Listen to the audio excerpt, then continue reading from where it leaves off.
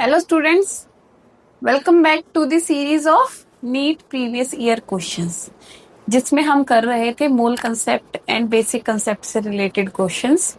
तो आज हम स्टार्ट करते हैं अपनी सीरीज के साथ विद द नेक्स्ट क्वेश्चन। आज का हमारा पहला क्वेश्चन क्या कहता है, What mass of calcium carbonate will be required to neutralize 50 ml of 0.5 molar HCl solution according to the following reaction? Calculate up to second place of decimal. Okay. अब इसमें हमें एक रिएक्शन गिवन है, हमें find out करना है कि इस रिएक्शन में जो हमारा HCl है उसको कितना कैल्शियम कार्बोनेट न्यूट्रलाइज कर देगा। अब सबसे पहले तो हमें रिएक्शन देखना है, रिएक्शन में क्या कह रहा है, बैलेंस्ड केमिकल इक्वेशन है। अकॉर्डिंग टू दिस इक्वेशन हमें समझ आ रहा है कि 1 mole of calcium carbonate reacts with 2 mole of HCl। ठीक है कि 1 मोल कैल्शियम कार्बोनेट 2 मोल HCl को न्यूट्रलाइज कर दे रहा है। एंड हमें कितना गिवन है, 50 ml ऑफ 0.5 मोलर HCl। तो इसमें हमें सबसे पहले तो ये फाइंड आउट करना है कि हमारे पास HCl के कितने मोल्स हैं। And since number of moles molarity वाले कंसेप्ट से हमें पता है कि जो नंबर ऑफ मोल्स होते हैं, number of moles are equal to the molarity multiplied by volume. ठीक है, अगर हमारा वॉल्यूम ml में है तो हम किससे डिवाइड करेंगे, 1000 से।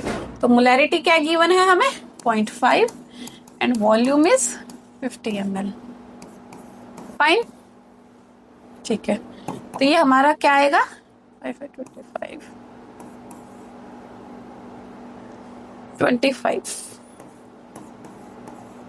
मतलब कि 25 इंटू 10 की पावर -3 मोल्स।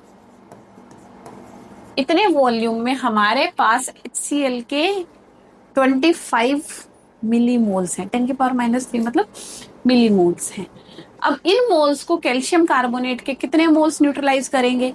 तो अगर हम देखें तो हमें क्या दिखाई दे रहा है कि 2 मोल HCl को 1 मोल मतलब हाफ रिक्वायर्ड है। तो इसको हम हाफ कर देंगे, number of moles of calcium carbonate कितने, जितने भी हमारे HCl के नंबर ऑफ मोल्स हैं हमें उसके हाफ रखने हैं। तो इसके नंबर ऑफ मोल्स हमारे रहेंगे,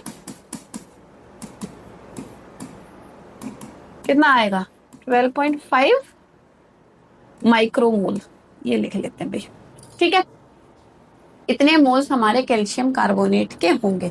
अब हमें मोल्स पता है तो हम मास भी फाइंड आउट कर सकते हैं कि कितना मास होगा, इतने मोल्स में हमारे पास कैल्शियम कार्बोनेट का कितना मास होगा, क्योंकि हमें फाइंड आउट क्या करना है, मास फाइंड आउट करना है। तो देखते हैं भाई मास कितना आएगा। अब क्योंकि हमारा नंबर ऑफ मोल्स का फॉर्मूला क्या होता है, number of moles is given by given mass upon में molecular mass. Number of moles है हमारे पास, मास निकालते हैं।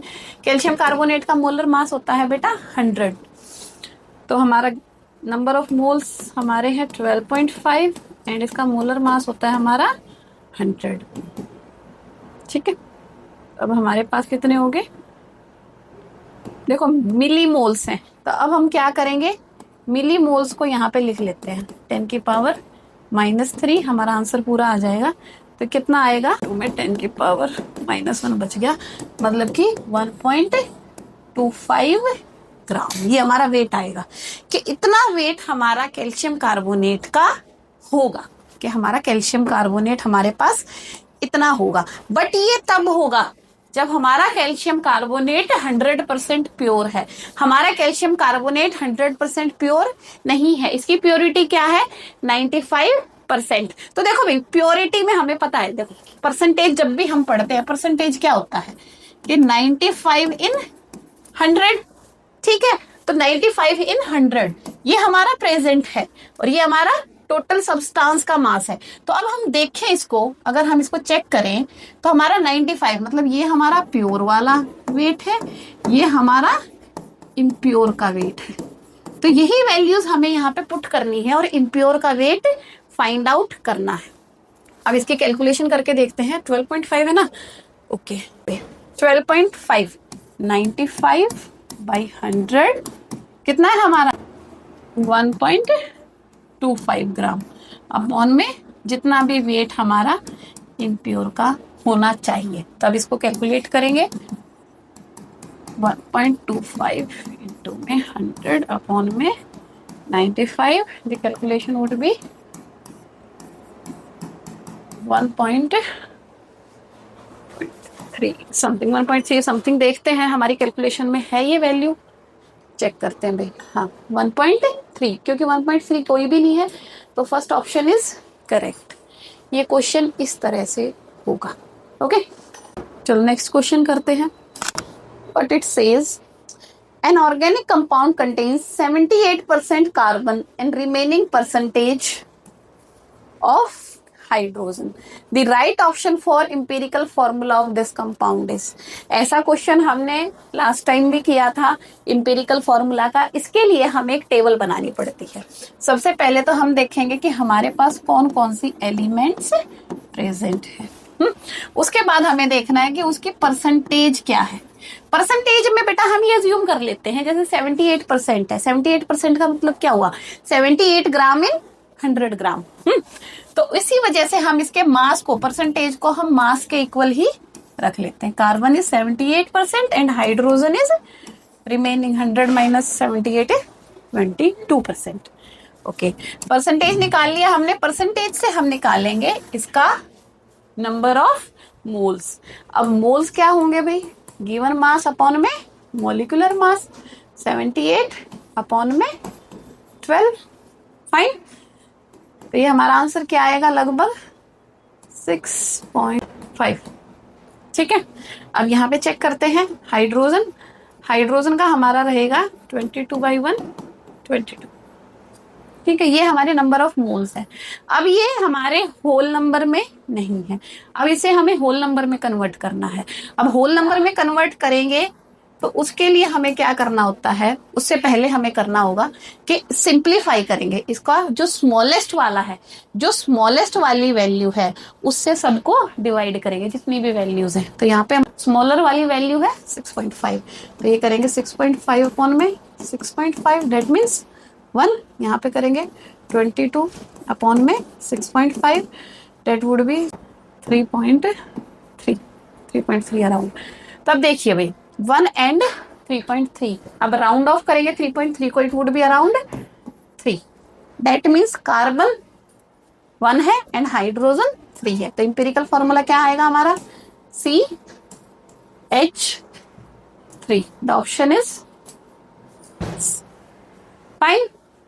Next question is which one of the following has maximum number of atoms. ये तो बिल्कुल ही इजी क्वेश्चन है क्योंकि इसमें कोई भी कैलकुलेशन नहीं करनी है, आपको एक बार बस देखना है। देखो अभी मैक्सिमम नंबर ऑफ एटम्स, पहले तो ये देखना मैक्सिमम नंबर ऑफ एटम्स पूछे हुए हैं, तो उसके लिए हमारे पास डायरेक्ट फॉर्मूला है। क्या कहता है हमारा formula, maximum number of atoms is given by given mass upon में molecular mass multiplied by atomicity and Na। Fine, अब फर्स्ट वाला देखते हैं। हमारा फर्स्ट वैल्यू मैग्नीशियम, मैग्नीशियम का क्या आएगा, मैग्नीशियम का आएगा 1/24, एटॉमिसिटी इसकी 1 ही है तो 1/24 Na। नेक्स्ट बी हमारा क्या है, ऑक्सीजन। ऑक्सीजन की एटॉमिसिटी क्या है 2 O2, तो ऑक्सीजन का क्या रहेगा 1/16 इंटू में 2 Na। तो ये कट हो जाएगा तो ये हमारा क्या आया 1/8 Na। ये हमारा आया था 1/24 Na। C part lithium, lithium का मोलर मास गिवन है, इसका आंसर आया हमारा 1/7 Na। अब देखिए भाई जिसका डिनोमिनेटर जितना छोटा होगा, जितना स्मॉल डिनोमिनेटर होगा वो वैल्यू उतनी ही बड़ी रहेगी। तो इसमें हमसे पूछा क्या है मैक्सिमम, तो इसमें डिनोमिनेटर सबसे छोटा किसका है, ऑफ कोर्स लिथियम का। तो ये हमारा आंसर क्या आ गया भाई। ज्यादा कैलकुलेशन में आपको जाने की वैसे जरूरत ही नहीं थी, खुद ही चेक कर लेते। सबसे कम एटॉमिक मास किसका है, एटॉमिक मास सबसे कम लिथियम का है, लिथियम का सबसे कम एटॉमिक मास है, lithium is correct option. Oxygen का यूं है कि एटॉमिसिटी 2 होती है, इसको हाफ करेंगे तो 8 हो जाएगा। तो इसी वजह से हमारा आंसर ये आ गया। कैलकुलेशन की भी जरूरत नहीं थी इस क्वेश्चन में, फटाफट हो जाना चाहिए था। Okay, next question is the number of moles of hydrogen molecules required to produce 20 moles of ammonia through Haber process is. Okay, अब हेबर प्रोसेस का भाई अमोनिया किस तरह बनता है, हेबर प्रोसेस में हमें वो रिएक्शन पता होना चाहिए, बैलेंस्ड केमिकल इक्वेशन हमें आनी चाहिए। तो क्या इक्वेशन होती है इसकी, nitrogen when reacts with hydrogen produces ammonia. Fine, अब इसे हम बैलेंस करेंगे तो हमारा इक्वेशन क्या बनेगी, नाइट्रोजन, यहाँ पे 2 है नाइट्रोजन, यहाँ पे भी दो करेंगे हम, तो हमारी हाइड्रोजन कितनी हो गई 6, हमारी इक्वेशन बैलेंस होगी। अब इक्वेशन से हमें क्या इंफॉर्मेशन मिल रही है, इक्वेशन से हमें इंफॉर्मेशन मिल रही है कि 1 mole nitrogen reacts with 3 mole hydrogen to produce 2 mole ammonia. Question में हमसे पूछा हुआ है 20 मोल्स अमोनिया, बिल्कुल डायरेक्ट है भाई, 20 मोल्स मतलब 10 टाइम्स हाइड्रोजन चाहिए। 10 टाइम्स हाइड्रोजन क्या रहेगी भाई, 30 मोल्स ऑफ हाइड्रोजन। चलो next question, the density of 2 mole aqueous solution of NaOH is this, the molarity of this solution is. देखो भाई, ऐसा क्वेश्चन हमने किया था, मतलब इससे आपको क्या आइडिया लग रहा है कि नीट में जो क्वेश्चंस होते हैं ना, एक पैटर्न फॉलो करते हैं कि उसी पैटर्न से क्वेश्चंस रिपीट होते हैं। ये 2019 का क्वेश्चन है, मैंने जानबूझ के लिया था आपको ये दिखाने के लिए कि क्वेश्चंस रिपीट होते हैं। इसी वजह से हमें प्रीवियस ईयर क्वेश्चंस का आइडिया जरूर होना चाहिए कि हमें किस तरह के क्वेश्चन आने चाहिए to give best result. Fine, तो अब हम देखते हैं इसमें, देखो ये वाला फॉर्मूला हमने लास्ट क्लास में भी पढ़ा था। क्या फॉर्मूला है हमारा, फॉर्मूला से मोलैरिटी, आपको मोलैरिटी दी हुई है, मोलैरिटी और मोलैरिटी के बीच में क्या रिलेशन होता है और उनको किस तरह से हम इक्वेट करेंगे। फाइन, तो अब इसका हमारे को फॉर्मूला क्या होता है भाई, molarity is given by 1000 into में उसकी मोलैरिटी अपॉन में 1000 multiplied by density subtracted bye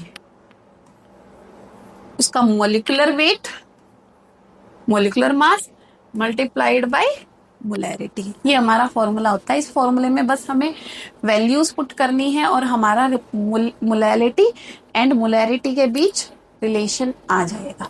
अब इस क्वेश्चन को देखते हैं, the density of 2 molar aqueous solution, molarity कितनी दी हुई है 2, ओके, डेंसिटी इज 1.28। अब इसमें वैल्यूज पुट करें, मॉलिक्यूलर वेट हमारा होता है 40 एंड हमारा ये होता है मोलैरिटी हमारी है 2।